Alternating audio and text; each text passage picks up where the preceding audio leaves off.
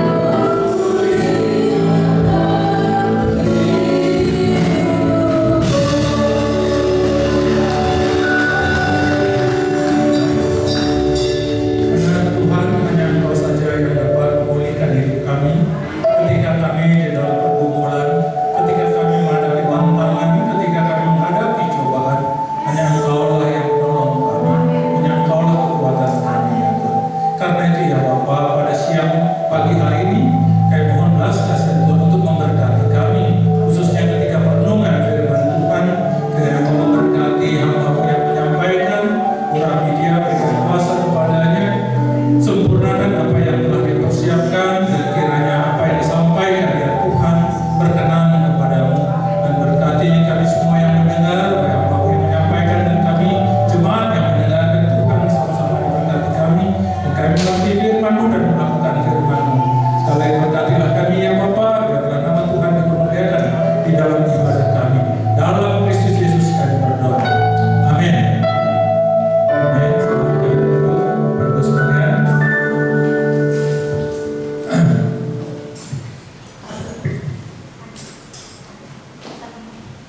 Shalom. Ya, selamat hari Minggu, Bapak Ibu sekalian, jemaat sekalian. Kita bersyukur hari ini kita bisa beribadah di Tuhan di tempat ini seperti biasa. Seperti tadi semangat dari singer, song leader, kiranya hari ini juga kita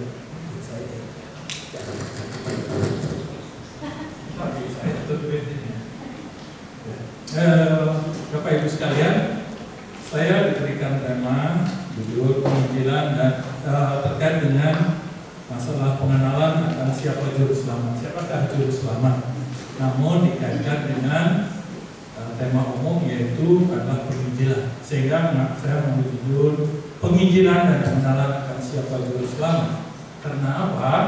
Ketika kita berbicara tentang juru selamat, tentang penginjilan, maka kita harus mengetahui siapa juru selamat. Karena penginjilan itu terkait dengan pemberitaan akan keselamatan, ya. Berita sukacita yang disampaikan kepada setiap kita orang berdosa, sehingga kita dilepaskan dari kuasa dosa. Firman Tuhan sebagai nas pembimbing pengantar kepada kita diambil dari yang pertama Kisah Para Rasul 4 ayat 12. Biasanya ada yang baca ya? Sekarang ada yang baca ya? Ya. Kisah Para Rasul 4 ayat 12 sama 1 Korintus 9 ayat 16. Kisah Para Rasul 4 ayat 12. Ya, Kisah Para Rasul 4 ayat 12. Dan keselamatan tidak ada di dalam siapapun juga selain di dalam Dia. Sebab di bawah kolong langit ini tidak ada nama lain yang diberikan kepada manusia yang olehnya kita dapat diselamatkan. Ya, itu 1 Korintus 9 ayat 16. 1 Korintus 9 ayat 16. Karena jika aku memberitakan Injil, aku tidak mempunyai alasan untuk memegahkan diri. Sebab itu adalah keharusan bagiku. Celakalah aku jika aku tidak memberitakan Injil. Ya.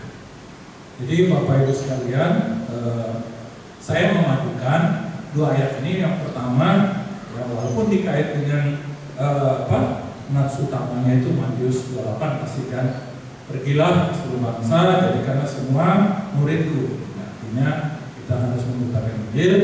Dan Injil itu siapa yang kita beritakan? Yaitu bukan juru selamat. Siapakah itu yang tadi kita sudah dengar dari Kisah Para Rasul tadi 4 ayat 12.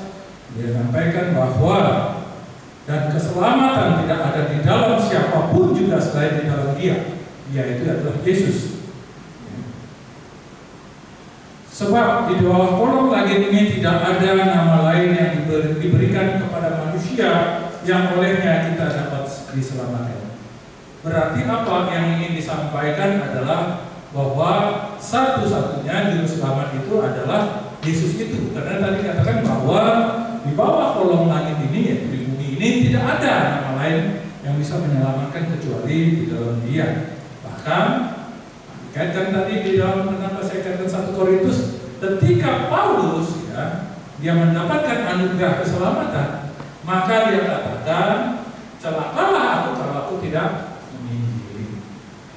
Jadi inilah tema judul yang saya ambil, akhirnya memadukan penginjilan dan pengenalan akan siapa juru selamat. Karena apa? Tanpa ada pengenalan akan juru selamat, maka mana mungkin kita bisa menginjili. Oleh karena itu, Bapak Ibu sekalian, mohon maaf sekali lagi juga, kemarin saya sudah disampaikan memang sama hambanya Pak Pendeta Jujung minta PPT-nya, tapi saya membayangkan memang lagi saya memang pertama saya memang lagi sibuk dari buat ada makalah lagi di kantor yang harus saya kerjakan, persiapkan hari Senin ini harus saya sudah kirim, maka saya siap. Yang kedua, memang saya sudah kerja-kerjaan, tetapi ketika saya kerja, saya membayangkan memang anugerah besar di sini. Saya pikir semua sudah lengkap. Tapi kemarin saya juga berpikir, ketika saya membuat PPT, tadi saya bilang minta, di mana nanti diiniin gitu, ditayangkan. Oh itu Bapak Ibu sekalian, kalau segini rasanya masih kurang ya. Hanya kelihatan nanti cuma judul-judulnya aja nanti. Judulnya contoh, apa itu juru selamat, itu dong besar. Tapi makanya mungkin ini lagi dapat anugerah lagi, kali mungkin tidak dapat layar yang lebih besar lagi nanti ya. Amin. Waduh, kalau amin di sini paling, apalagi di sini biasanya saya salut gereja kecil, jemaat kecil, tetapi pertumbuhan dalam medsosnya, ada medianya itu cepat sekali. Ya, saya bukan ngomong, tapi saya salut gitu ya. Ada ini, ada musik, ada lengkap lah semua sebenarnya. Tinggal mungkin ya tadi pengharapan adalah apa yang sudah disediakan ini dapat dimanfaatkan dengan baik, dan khususnya tadi dengan tema yang akan kita bahas. Ketika kita berbicara tadi tentang juru selamat, saya percaya semua kita mengatakan, oh, aku percaya. Siapa Yesus Kristus? Siapa juru selamat? Pasti semua mengatakan Yesus Kristus. Ya. Cuma pertanyaannya adalah apakah kita mengenal dia secara pribadi? Gitu. Tadi pagi saya biasa tiap minggu saya itu akan mendengarkan ibadah minggu melalui YouTube kan itu yang langsung. Ya, situ saya mengenai tentang juga. Ketika berbicara iman, pasti orang percaya mengatakan iman di dalam Yesus. Tetapi ketika pergumulan tantangan datang, seperti apa yang saya alami, saya percaya tadi sudah dikatakan semua pasti kita serahkan kepada Yesus. Dia sanggup. Dia sanggup. Kitanya yang kadang-kadang tidak sanggup kan. Apalagi ketika kita ada sedikit aja kelemahan. Saya mungkin Bapak Ibu sekalian, mungkin Pak Pendeta kelihatannya saya ini orangnya tak atau kuat gitu ya. Padahal saya itu lemah. Saya itu orang yang kurang percaya diri. Cuma saya heran kalau melihat diri saya udah bilang sama. Saya orang yang kalau mau belajar, mau tambah pengetahuan, mau. Tapi ketika dihadapkan sesuatu rasanya kok saya kurang pede gitu kan. Dibanding istri dan anakku yang lain gitu ya. Saya mau pede, cuma saya kadang-kadang. Nah, makanya ketika itu juga katakan, makanya ketika tadi tantangan pergumulan datang, percaya Yesus Kristus, percaya, saya percaya. Tapi kadang-kadang ketika kita menaruh iman ini kepadanya, sedikit aja seperti ada ini lagi, goyang apa itu kan yang saya alami juga kadang-kadang di dalam kehidupan ini. Makanya ketika kita bertanya, kita mau memberitakan Injil, pertanyaan, kenal nggak juru selamat? Dia tahu namanya Yesus. Kalau ditanya, saya tahu Yesus. Punya pergumulan atau punya hubungan pribadi nggak dengan Yesus? Kadang-kadang itu menjadi kesulitan, apalagi ketika kita berhadapan atau bergaul dengan orang sekitar. Bahkan, ya, ketika kita diperhadapkan suatu masalah, contoh lah seperti saya. Ketika diperhadapkan, saya melayani atau meninggalkan kesenangan dunia, otomatis kadang-kadang itu juga pernah. Kalau ini nanti hilang jabatan, ini sekarang, orang itu akan susah. Dan itulah yang akhirnya membuat iman itu tidak bertumbuh. Oleh karena itu, Bapak Ibu sekalian, ketika bicara tentang juru selamat, memang kita mudah mengatakan karena kita sering diajarkan bahkan dari kecil, Yesus itu adalah juru selamat.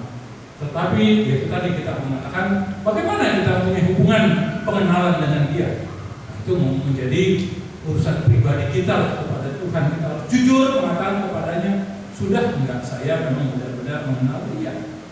Kalau kita sudah mengenal Dia, saya percaya hidup kita pasti lambat laun lebih baik dan lebih baik. Ya. Bukan berarti semakin baik, bukan berarti langsung baik sempurna, tidak. Saya percaya pasti ada juga jatuh bangunnya. Itulah ujian iman kita, ya, ketika kita mengenal Tuhan. Kita pertanyaan, kenapa Dia menyelamatkan? Kalau kita berbicara tentang tema kita penginjilan dan pengenalan akan juru selamat, maka kita berbicara juga mengapa Dia mau menyelamatkan saya? Mengapa kita butuh juru selamat? Dan kita diselamatkan dari apa sih? Memang gampang dari dosa. Itu dosa apa? Ya. Dan kenapa kita harus memberitakan Injil kepada orang lain dan memberitakan juru selamat itu? Itu yang menjadi perenungan kita. Apa itu juru selamat? Ketika kita berbicara juru selamat, maka ya Bapak Ibu sekalian terlalu gampang. Secara teori itu terlalu gampang kita cari, tinggal buka. Apalagi sekarang Bapak Ibu yang muda-muda sudah pernah membuat chat GPT nggak? Sudah pernah nggak? Yang mahasiswa ada sih? SMA pernah nggak buka? Ketika buka itu langsung semua. Saya kadang-kadang berpikir kemarin itu, karena saya lihat, saya tadinya nggak tahu itu. Setelah lihat buka chat GPT, langsung apa itu juru selamat? Kenapa? Langsung kamu kadang heran ya. Kalau dulu kita buka Google biasanya kan cari judul gitu kan. Kalau ini enggak, kita bertanya langsung dijawab. Apa kita membutuhkan? Pertanyaan apa? Langsung jawabannya ada. Teori apa? Langsung jawab. Cuma itu ya kita di teori saja. Ya. Benar Bapak Ibu sekalian. Jadi kadang-kadang terlalu gampang sekarang kalau kita mau mencari segala sesuatu. Ya. Tinggal buka itu aplikasi itu, AI itu. Waduh, gampang sekali. Apa yang kita mau hari ini? Makanya sekarang berpikir kalau ada apalagi kan ujiannya bisa bawa pulang gitu kan, take home gitu ya, ujian di rumah bisa itu rasanya tinggal aja chat GPT sih, pertanyaan samakan, langsung jawaban. Apalagi biasanya kan pasti sudah ada dia karena GPT itu pun yang AI itu kan ngambil dari teori-teori bahkan dan segala macam dikumpul-kumpulin dan dibuat satu rangkaian jawaban. Itulah. Jadi terlalu mudah Bapak Ibu. Pertanyaannya adalah apa? Ya kan itu yang kita ingin tahu. Karena itulah apa itu juru selamat? Juru selamat adalah orang yang menyelamatkan, membebaskan manusia dari dosa, kuasa maut dan memberikan jaminan keselamatan kekal. Artinya Bapak Ibu, ketika kita berbicara juru selamat, kalau sering kita lihat nonton Bapak Ibu sekarang yang biasanya tentang juru selamat itu yang sering filmnya apa Bapak Ibu sekarang? Teman-teman yang muda siapa dia tahu? Film apa biasanya kalau itu juru selamat biasanya? Bukan tentang film rohani ya, film-film ya umum biasa. Biasanya apa? Film apa yang sering kita lihat? Heroes ya. Wah, Heroes, Avengers ya. Avengers, wah sama itu. Mungkin dari kepunahan, dari kebinasaan. Mereka menggambarkan itulah juru selamat yang ada tujuannya adalah menyelamatkan manusia, menyelamatkan orang-orang dari kebinasaan. Cuma itu hanya menyelamatkan dari kehancuran, kematian yang ada di bumi, tetapi pada akhirnya akan mati juga. Dan bahkan hero itu pun pasti akan mati juga. Tetapi ketika juru selamat yang kita bahas, maka juru selamat ini dikatakan bahwa orang yang membebaskan manusia dari dosa. Kenapa? Itulah yang paling membahayakan. Kalau dari kematian fisik, kematian jasmani, memang semua akan mengalami. Ya, pasti siapapun, sekalipun mungkin hidup 100 tahun, lebih dari 100 tahun, pada akhirnya dia akan mati. Tetapi pertanyaannya, setelah itu kemana? Apakah kematian fisik itu bukan akhir daripada kematian itu sendiri? Tidak. Setelah itu adalah kematian kekal. Itulah yang harus dipikirkan. Itu yang harus direnungkan. Setelah saya mati, kemanakah saya? Karena kita percaya pasti setelah kematian akan ada hidup, kehidupan kekal, di mana dua pilihan. Satu, ke surga atau ke neraka. Yang satu kebahagiaan kekal atau kebinasaan kekal atau penderitaan kekal. Itulah yang makanya karena kita butuh juru selamat. Itulah yang harus kita beritakan kepada orang yang belum mengenal Tuhan, yang belum mengenal makna kehidupan yang sejati sebenarnya. Sekalipun mungkin kita mengaku sebagai orang Kristen, karena banyak. Kalau kita lihat aja kan banyak. Cobalah, ya. Kalau kita lihat kadang-kadang banyak juga orang Kristen yang suka berantem dalam arti membuka kerusuhan, bahkan ya, pengalaman contohlah mungkin Pak Sinaga pernah dulu ya waktu masih sebelum bertobat gitu ya di dunia ya keprenanan gitu ya, itu kan banyak juga orang Kristen, banyak saya bilang kita dalam tanda petik ini kita pasti kan gitu. Tapi apakah itu bahkan kadang-kadang saya jujur ketika saya kadang-kadang kematian itu khotbah wah selalu yang indah-indah, mungkin Pak Pendeta juga sebelumnya. Padahal kita tahu kadang-kadang meninggalnya gimana, tetapi kadang-kadang kita percaya bahwa dia sudah akan ke tempat Bapa yang di surga.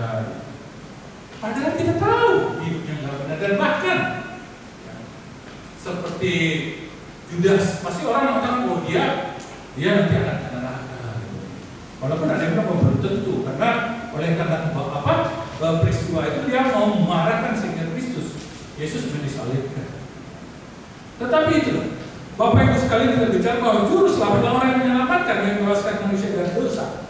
Kuasa maut yang tidak bisa dilepaskan atau dibebaskan atau ya manusia tidak bisa menyelamatkan dirinya dari kuasa itu, sehingga harus ada sesuatu orang yang bisa membebaskan itu. Kalau enggak, tadi kalau kita baca banyak ayat sebenarnya ya, kalau kita bicara tentang dalam Roma 3:23 ya, upah maut ya, upah dosa adalah maut dan tidak ada orang yang bisa membebaskan dari itu. Maut sudah, binasa sudah. Itulah harusnya yang kita dapat ya, karena itulah kita butuh juru selamat. Nanti kita akan lihat. Dan jaminan keselamatan kekal setelah maut dikalahkan, ada janji bahwa keselamatan yang kekal itu menjadi milik kita, akan menyertai kita. Itulah yang akan kita beritakan. Oleh karena itu juru selamat itu yang pertama Bapak Ibu sekalian, dia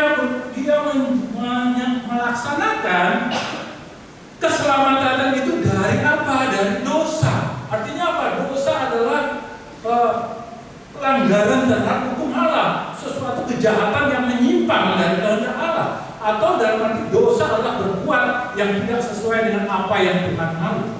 Kalau kita lihat lagi dari pengertian dosa adalah ya, tidak sejalan dengan atau menyimpang dari rencana Allah.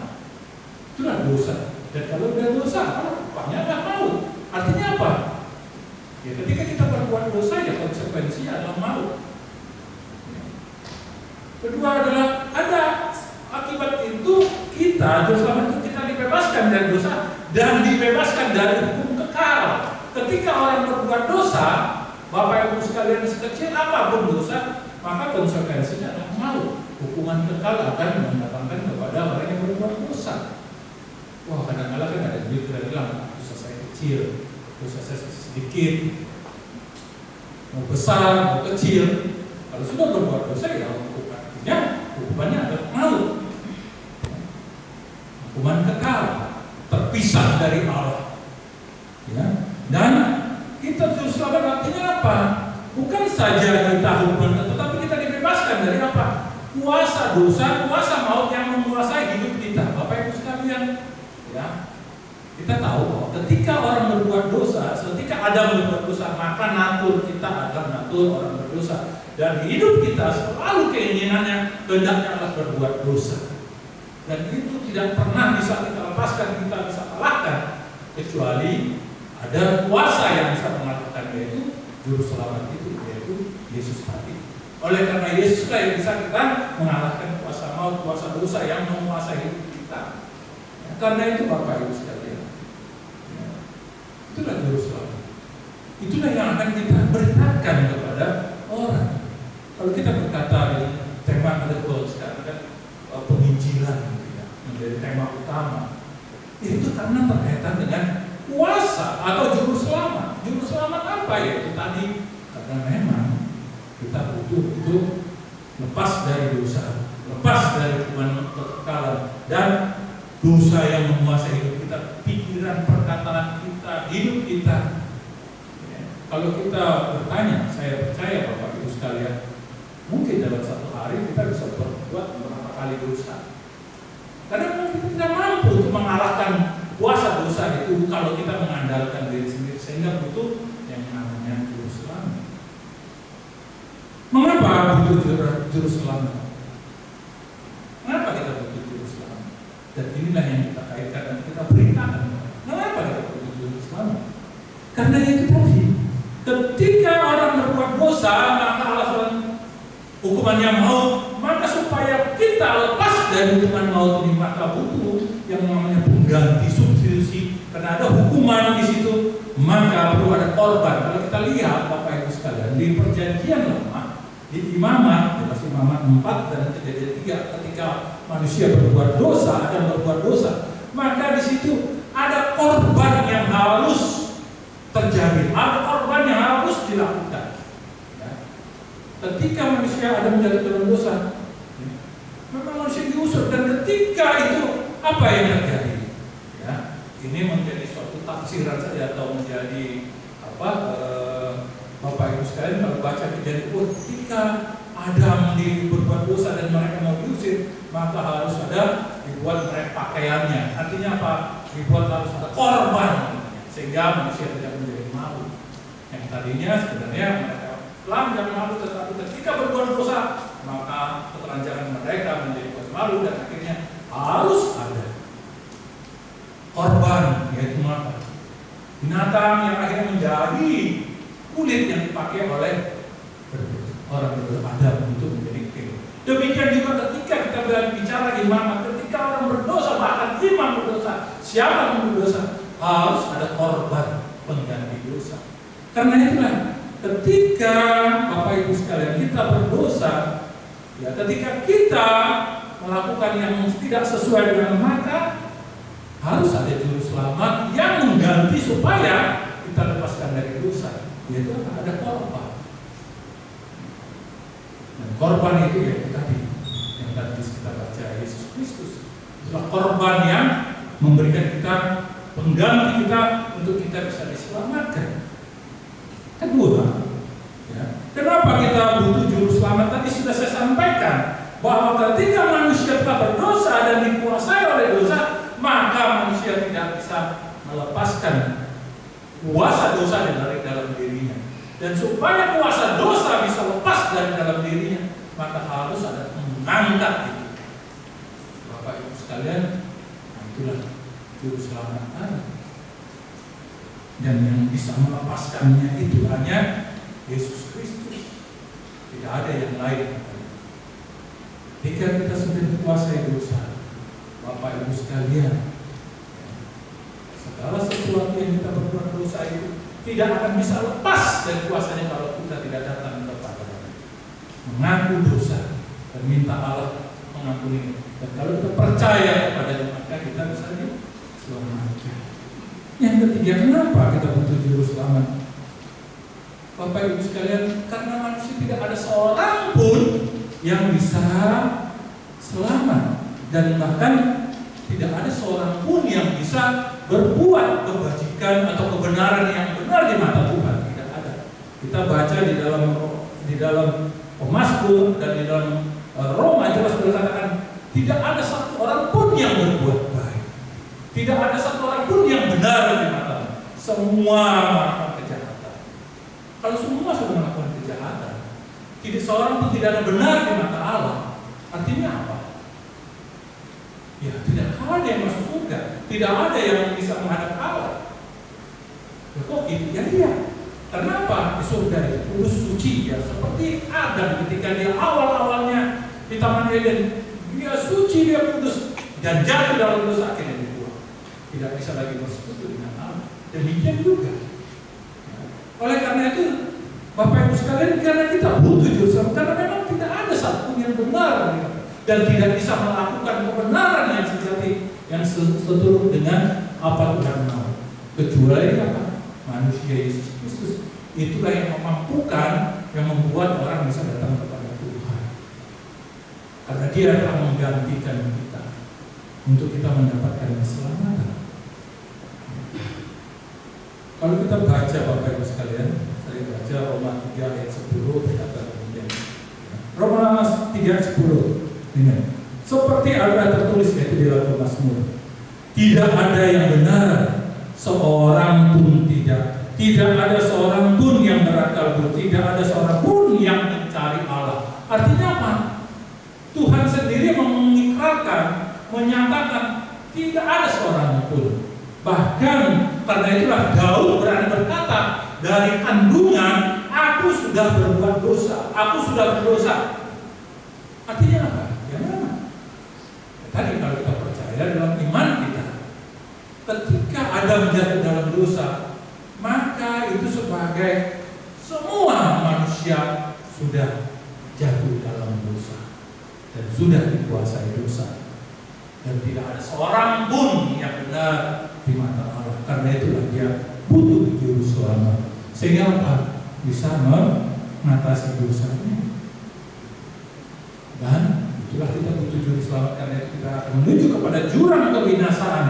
Ya Bapak Ibu sekalian, kalau kita lihat kadang-kadang ya, lambang kadang-kadang bahkan penginjilan biasanya kan ada kenapa kadang-kadang lihat ada jembatan, bahkan jembatannya salib misalnya kan, satu sana surga, sana di sini bumi, di sana surga. Ketika orang mau masuk ke sana tidak ada, bisa karena ada jurang, sehingga butuh apa yang namanya salib sehingga bisa menyeberang ke surga sana. Kalau nggak ada itu, maka kebinasaan dan manusia akan jatuh dalam kebinasaan, dalam neraka.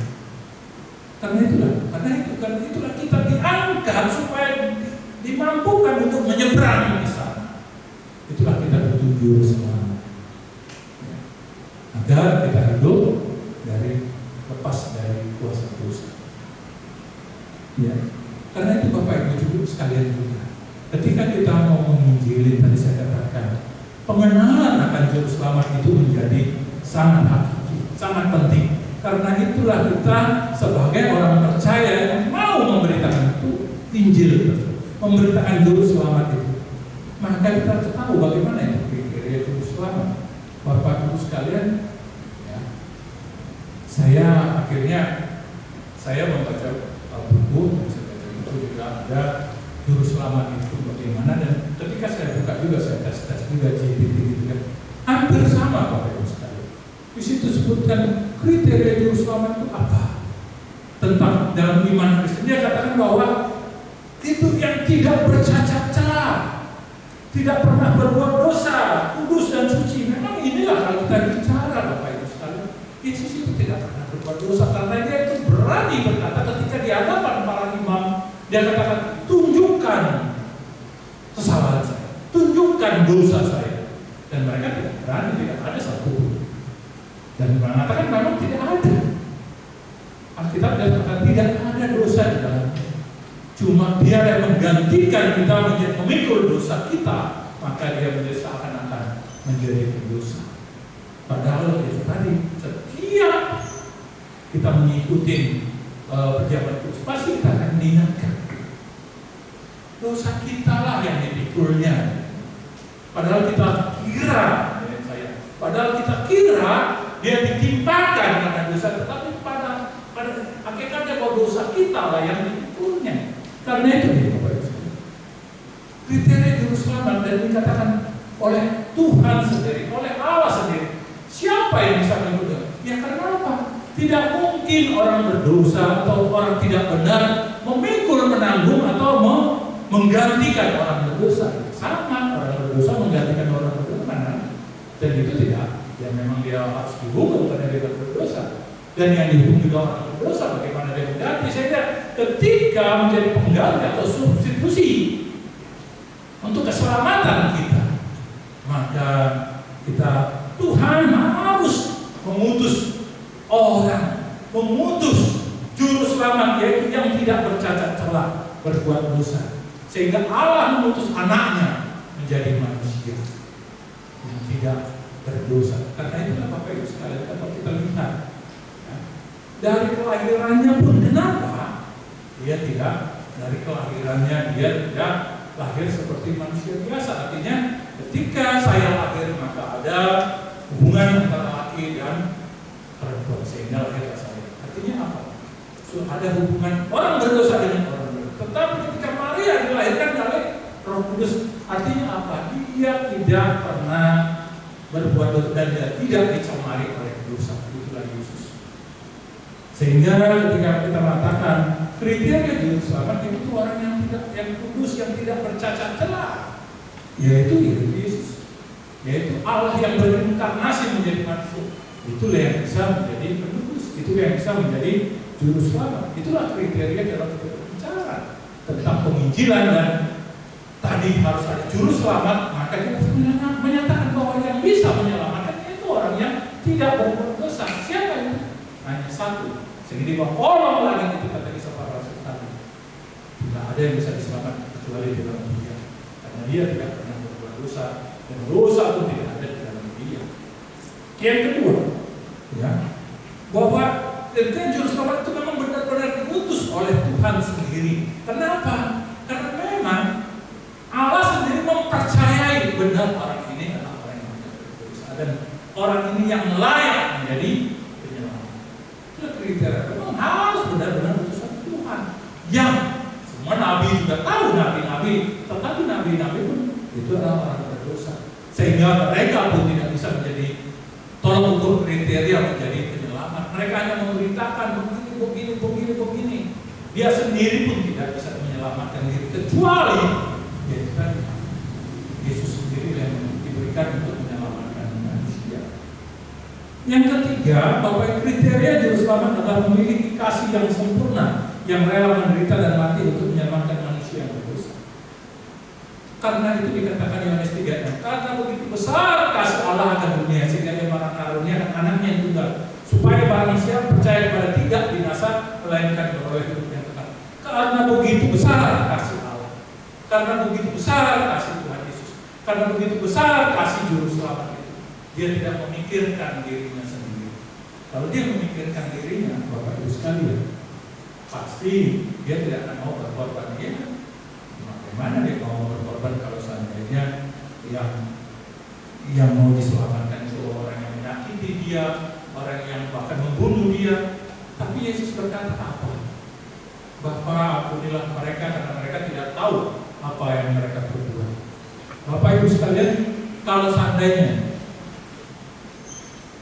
bisa nggak mengatakan ketika ada Bapak Ibu sekalian memukul Bapak Ibu sekalian langsung berkata, contohlah Bapak Sinaga memukul siapa? Pak Pendeta yang balik, langsung Pak Pendeta. Tuhan ampunilah Pak Sinaga karena dia tidak tahu apa yang dia perbuat. Jemaat mana bilangnya gitu? Pasti Pak Saudara, wah hukum dia. Pak Pendeta hanya tawa. Itu pendeta tawa kecil kali gitu ya. Itu kalau dalam ini drama apa? Drama pasca, dia drama pada Jumat Agung. Baru salibkan Pak Pendeta. Ya. Nah, itu baru. Tapi drama kalau kenyataannya dia langsung bela diri. Kenapa disalibkan gua? Apa kesalahan Tuhan? Tapi Tuhan Yesus tidak pernah terbantah-bantah. Bahkan ketika mendapatkan penghukuman, dia diam. Dia dibawa seperti domba yang bawa ke pembantaian, dia diam gitu, tidak melawan, tidak menentang. Dia terima semuanya karena dia tahu apa yang dia kerjakan. Itulah juru selamat. Juru selamat adalah ketika dia memiliki kasih yang sempurna, yang rela menderita berkorban untuk tebusan dosa. Dan juru selamat itu adalah orang yang memang mampu menaklukkan dan tidak dikuasai oleh maut. Kalau kita baca di dalam Roma 6 ayat 9, dia berkata gitu. Roma 6 ayat 9 berkata demikian, karena kita tahu bahwa Kristus sesudah Dia bangkit dari antara mati, tidak mati lagi, namun tidak berkuasa lagi atas dia. Maut tidak akan berkuasa lagi dia. Sehingga apa? Ketika maut tidak berkuasa, maka pasti ada juru selamat, karena dia sudah mengalahkan dan tidak lagi berkuasa. Demikian juga kita.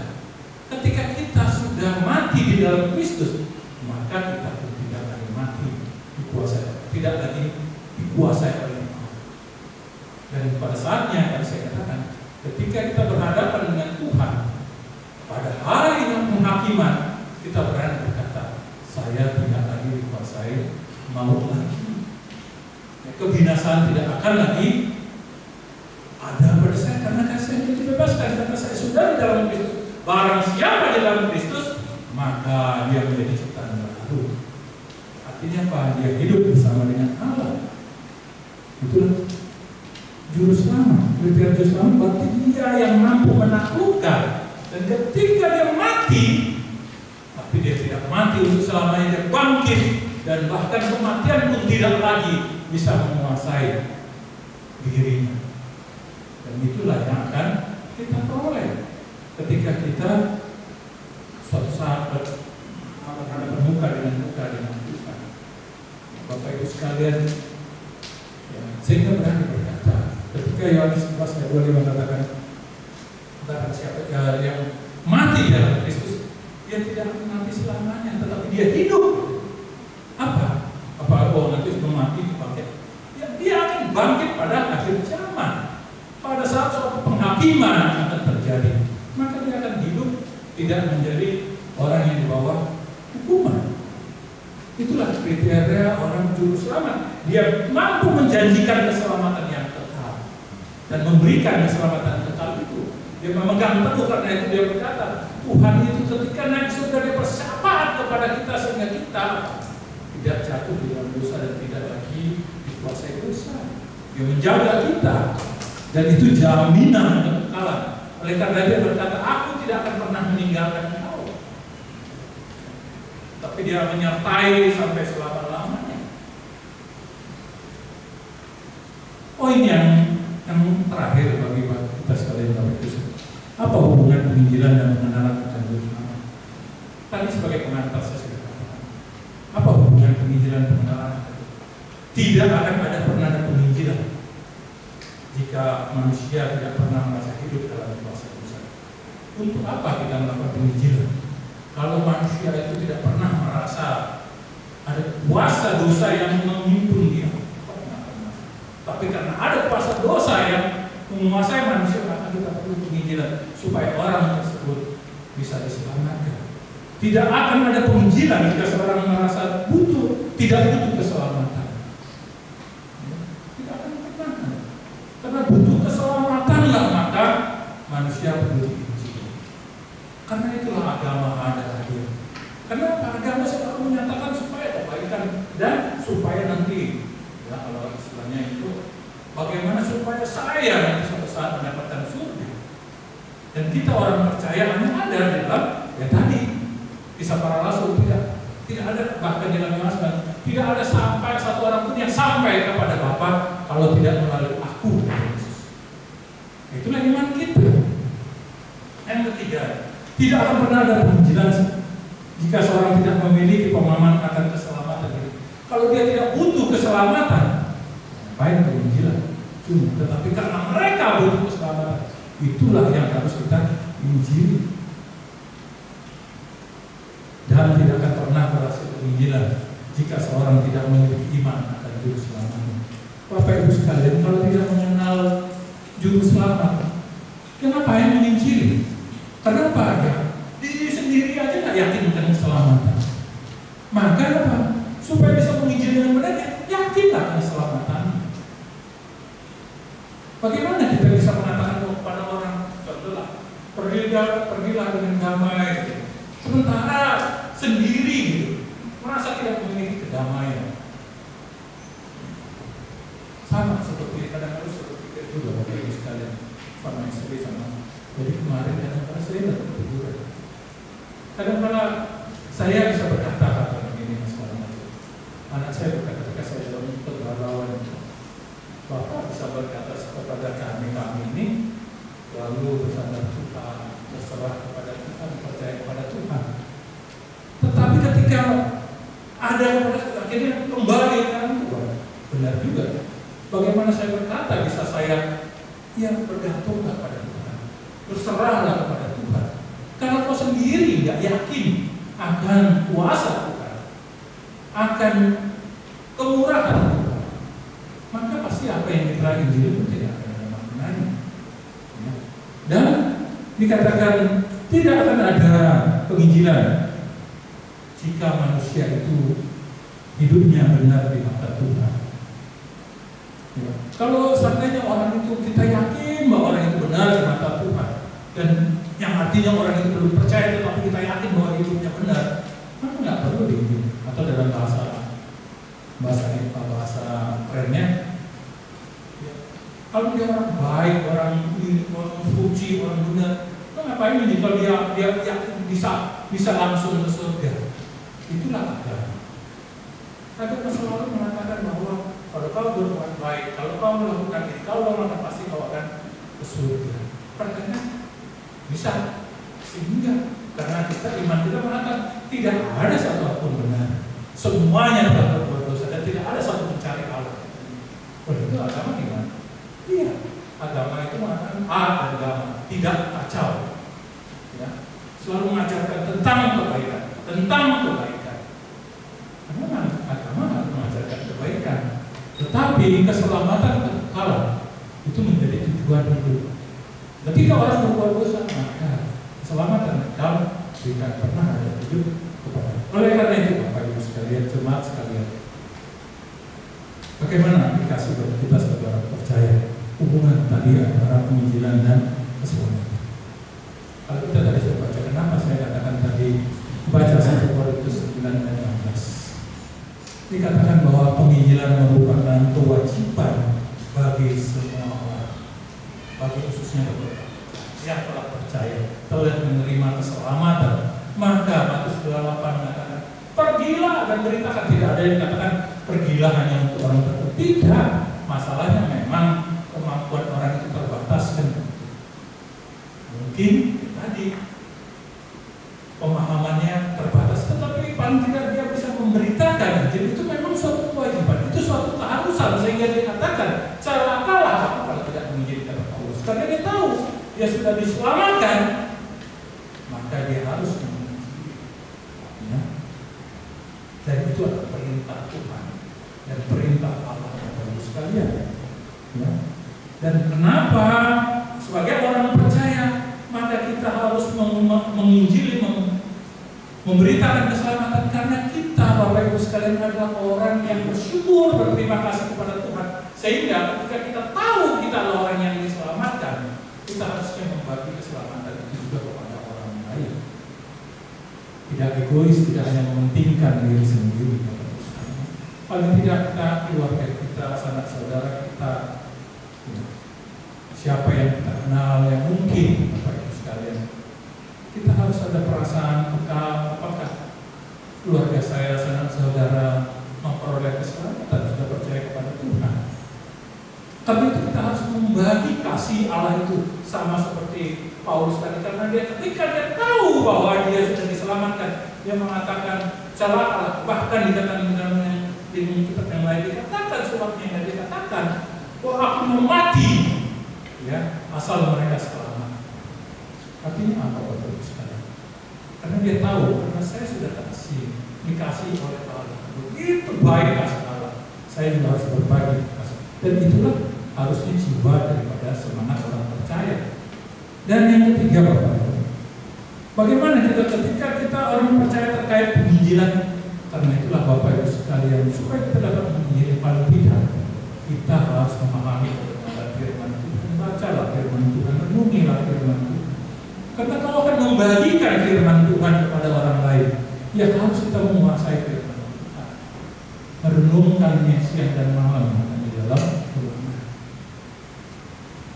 Karena itulah Bapak Ibu, sebagai aplikasi bagi orang percaya, ketika kita tahu ada hukum penginjilan dan juru selamat, maka ketika kita ingin mengarahkan penginjilan, maka kita memberitakan juru selamat, maka kita harus mengenal juru selamat. Dan kalau mengenal juru selamat, itu memang ada dalam hubungan pribadi, tetapi kita harus mengenal siapa yang akan kita beritakan. Ya, ketika kita membaca firman Tuhan, tidak mungkin kita Bapak Ibu sekalian tiba-tiba dapat dia langsung tahu semuanya. Memang mungkin ada anugerah Tuhan khusus, tetapi paling tidak Alkitab sudah diberikan kepada kita, akan membaca, dan itu menjadi pedoman kita untuk memberitakan kepada orang lain. Supaya akhirnya apa? Supaya orang tahu kasih Allah itu kepada mereka sebagai aplikasi bagi orang percaya untuk penginjilan adalah dia orang percaya harus hidup dalam kekudusan. Karena apa Bapak Ibu sekalian?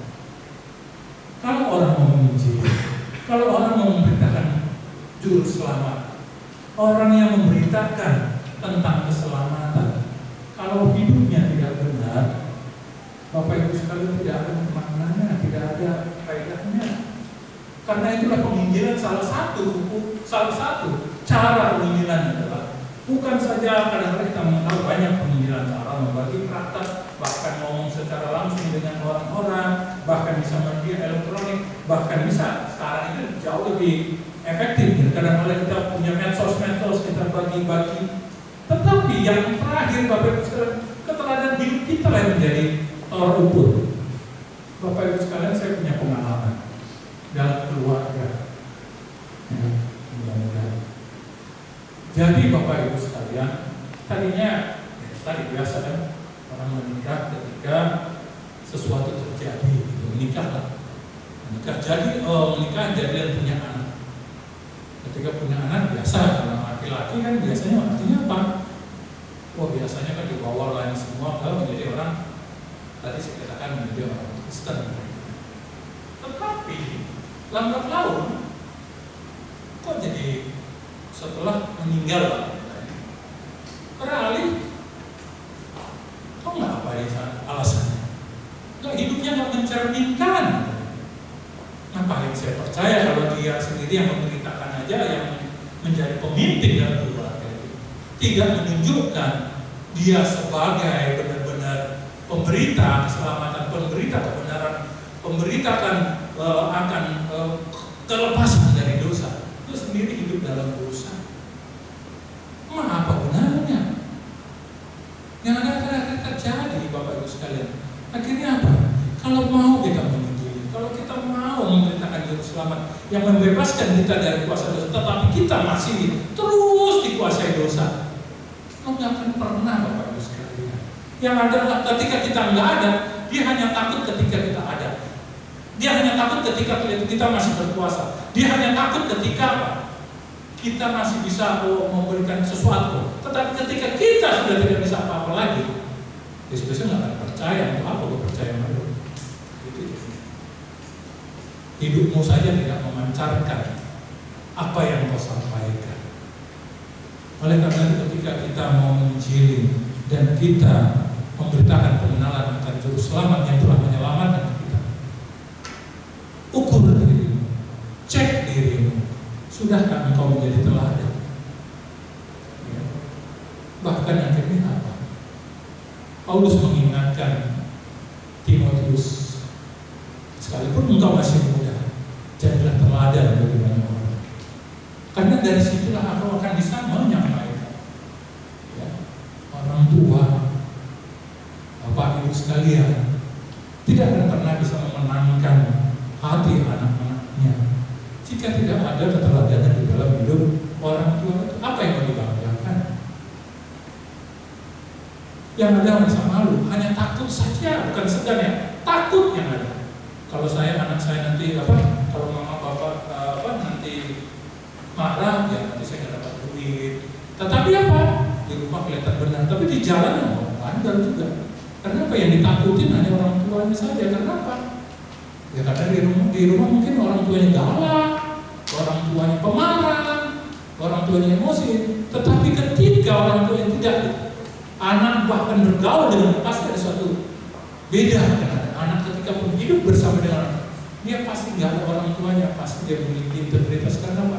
Dia segan, dia mengasihi orang tuanya. Dia akan berkata, jangan saya sampai mempermalukan orang tua saya. Itu pasti. Keteladanan itu penting dalam suatu pendidikan. Kesucian kekudusan hidup itu harus dijaga. Supaya apa? Kuasa apa yang kita kata-kata itu akan memancar keluar. Karena dari hidup kita. Tapi kalau hidup kita tidak benar, kata-kata itu sekedar hanya gong yang merincing, hanya tong, tapi tidak ada makna di dalamnya. Tetapi ketika sekalipun mungkin orang tua tidak punya kuasa, terbatas sederhana, tetapi hidupnya benar di mata Tuhan, hidupnya kudus di hadapan Tuhan. Hidupnya juga menjadi teladan. Bapak Ibu sekalian, pasti keluarga itu memiliki prospek cerah. Paling tidak keluarga dari keluarga yang berkah. Karena apa? Salah satu pastor hukumnya takut untuk membuat malu keluarga. Kiranya firman Tuhan ini mengingatkan kita sekali lagi, penginjilan dan pengenalan akan juru selamat itu tidak boleh dipisahkan. Kalau kita mau menginjili, ya. Seperti saya pernah di kampung muda, ketika mau menginjili, mungkin sekarang kan gampang, apalagi sekarang Bapak Ibu sekalian, kalau gampang ada medsos ya, email WA segala macam. Saya pernah di Bapak Ibu sekalian. Saya tadi kasus dengan keluarga saya beritakan salah satu cara yang kita melalui medsos saya kasih ini. Walaupun pada akhirnya nomor saya jadi blokir gitu. Tapi pada tidak saya sudah memberitakan. Tinggal terserah. Jujur, setiap hari saya kirim berita tentang keselamatan, tentang ini segala macam Yesus, tentang hidup benar di hadapan Tuhan. Mungkin karena bosan dari dia. Kan sekarang tinggal blokir saja ya. Kena blokir itu apa yang ini saya sudah memberitakan firman Tuhan. Bapak Ibu sekalian, terlalu banyak cara sekarang untuk kita menginjil dan menyatakan memberitakan Yesus. Tapi paling tidak yang pertama adalah kita lebih duluan kita mengenal juru selamat. Kita hidup benar di hadapan Tuhan dan kita percaya bahwa kita sudah diselamatkan. Sehingga apa? Kita memberitakan keselamatan kepada Bapak Ibu sekalian, itu kuasanya besar. Tuhan memberkati, Tuhan menolong kita untuk menjadi anak-anak Tuhan yang mampu memberitakan kebenaran firman Tuhan, menginjili. Mungkin kita tidak berani face to face, tapi paling tidak hidup kita, keteladanan kita, itulah bisa menjadi berita Injil yang keluar tentang siapa. Kenapa kamu bisa gitu? Karena Yesus telah menyelamatkan saya. Tuhan memberkati, Tuhan menolong. Amin. Kita berdoa.